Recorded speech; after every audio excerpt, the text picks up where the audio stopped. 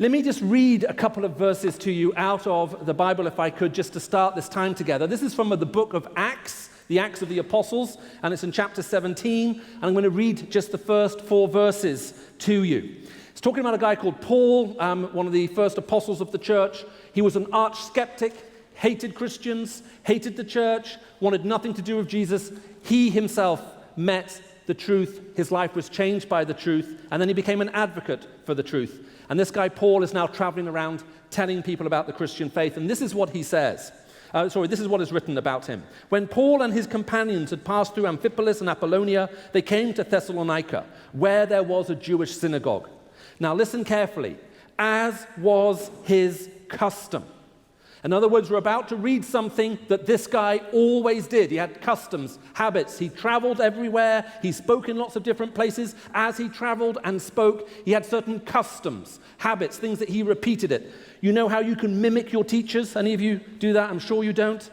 It's because they have habits, customs. They speak in a certain way. They explain in a certain way. They act in a certain way. You can mimic them. You can recognize them. This is Paul's custom. This is how he went about talking about the Christian faith and what it means to be a Christian. As was his custom, Paul went into the synagogue, and on 3 Sabbath days he reasoned with them from the scriptures, explaining and proving that the Messiah had to suffer and rise from the dead. This Jesus I am proclaiming to you is the Messiah, he said.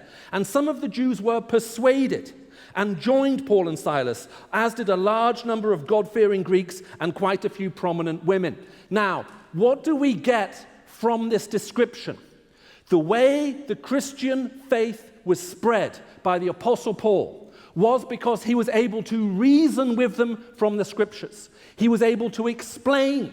He was able to prove. And the result was that some of them were persuaded. That is the description, the customary description given of how Paul went about explaining what the Christian faith is. And let me just look at those 4 words in particular, just very briefly with you, and also raise some questions which I hope will be helpful. He reasoned with them. This word means to say something thoroughly. If all that happens is that people give you their conclusion, you don't know why they got there. Some of you, I'm sure, have to do exams sometimes. Now, I remember doing exams. I like the 1-mark questions. Especially when I was doing like English comprehension. Why was this person going to London? You read the passage, they're going to London because they need to buy a car, 1 mark. The questions I didn't like were the 6-mark questions, the 10-mark questions, or the dreaded 50-mark question. Do you get those? And they ask 1 question, and then you have to say 6 things, except sometimes you need to say 12 half things. Do you have this and whatever? Now those I found much harder.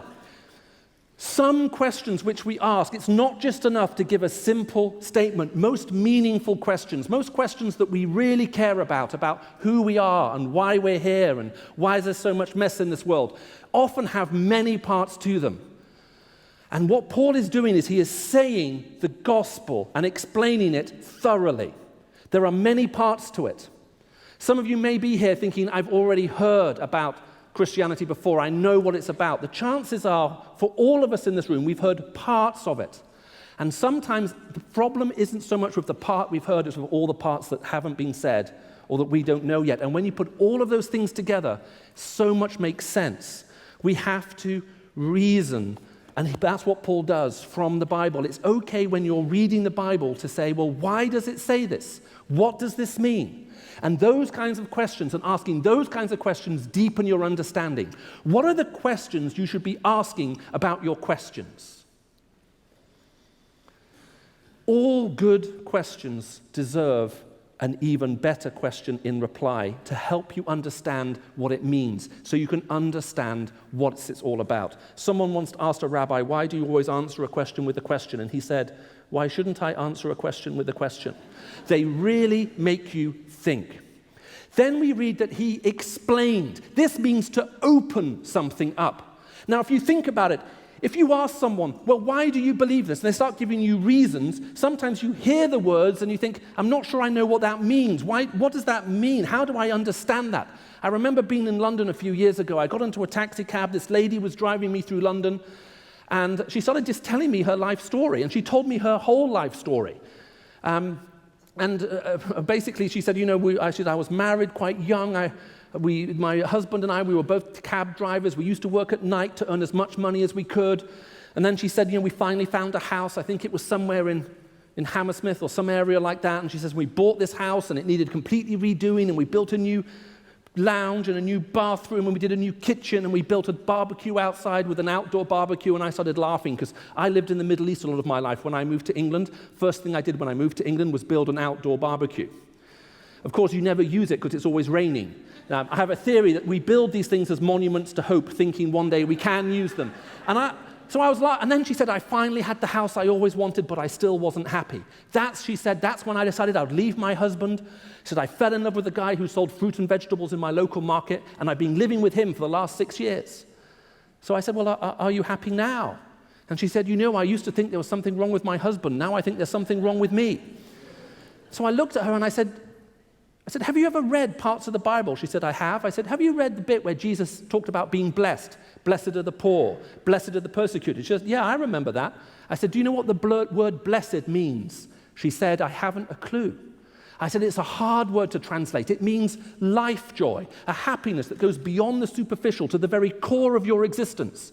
She looked at me in the mirror. She said, I've been looking for that all of my life. Do you know it?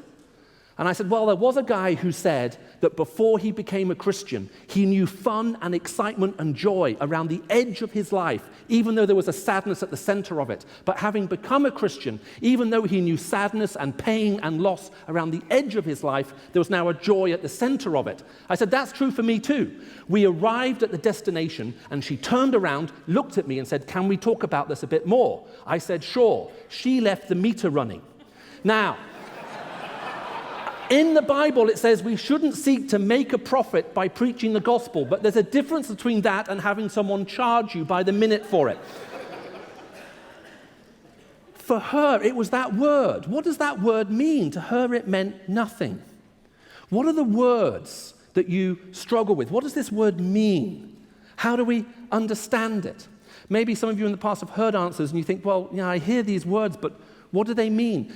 That's another way we start asking questions. When you're talking to someone, if they're not a Christian, or if you're here and you're not a Christian yourself, one of the questions is, well, what do you mean by that? Why do you say that? Where are you coming from? How can I understand what you mean by the words in your question? And then I'm going to try and help you understand what I mean by the words in my answer. That's how we go about explaining something. This is what Paul is doing here. He's opening it up so they can see what it actually means. Proving. Now, this word here doesn't actually really mean like mathematical proof. Paul wasn't doing like maths up on the board, on these boards, and then writing equals God at the end of it. That's not quite, I think, what is meant here. The word here means to lay one thought alongside another. Well, how do you prove something to someone? Well, you take one thought and you lay alongside another, and you lay alongside another, and eventually, hopefully, if they can follow what you're saying, they get to where they need to go. And that's what Paul's doing here. He's laying one thought alongside another, and it has to go in two directions. Christians often say Jesus is the answer. To what question is he the answer? And so thoughts have to be laid one side along another, back to what the problem and what the question is, and forwards to what the answer is. I was talking with someone who wanted to make a program recently for BBC TV about disasters, and I'm not going to say too much about this because Amy Orr-Ewing is going to come up and talk about suffering afterwards. And as I was talking to them, I said, can I ask you a few questions? And she said yes. That was her first mistake.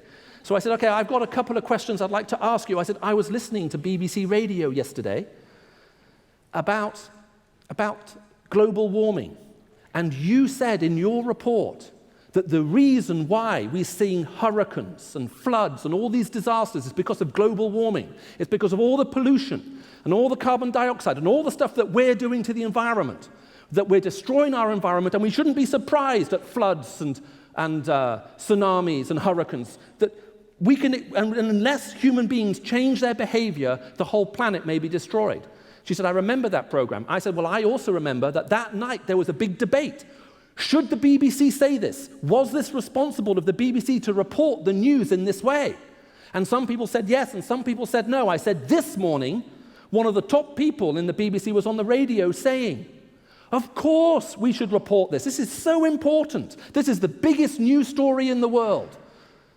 And we will keep reporting the news this way, that what we're doing is destroying our environment and we're literally reaping a whirlwind. And I said, here's my question for you then, my final question. If it's responsible and okay for you to report the news that way, why is it not responsible for me to say, we've sinned, human beings have done things wrong, and it's broken our lives, it's broken the world we live in, it's broken the world around us, and we see the consequence of it everywhere. Why are you allowed to say what humans do can cause huge disasters? But I'm not allowed to say, as a Christian, what we humans do can bring about great disasters. And there was silence at the end of the phone for 3 or 4 seconds, and this person said, that's a really good question. So when we're talking to people, we're trying to lay tracks in 2 different ways. What is it that goes back to help us understand the problem? And what goes forward? As a result of all of this, we read that some people were persuaded. The word to be persuaded is one of the most common words used to describe conversion in the Bible. The process of becoming a Christian, as it's described in the book of Acts, is very, very frequently referred to as they were persuaded, they were persuaded, they were persuaded. Not just about the truth of something, but about its importance and about its meaning and about its significance. They were sure that it was true and real and important. Are you persuaded today? Are you sure? Are you here today as a Christian hoping it's true because you think it would be nice? Are you here today as someone hoping that the Christian faith isn't true because you think it would be nice? What are you ultimately persuaded about? What is true? It is so important. And then when you see this, we then begin to see a much bigger picture. What do Christians mean when we say Christ is the answer? Well, the Bible helps us explain why we're so broken, why this world is so messed up. And if we are aware of that brokenness in the life, Christ says at the cross he can make us whole.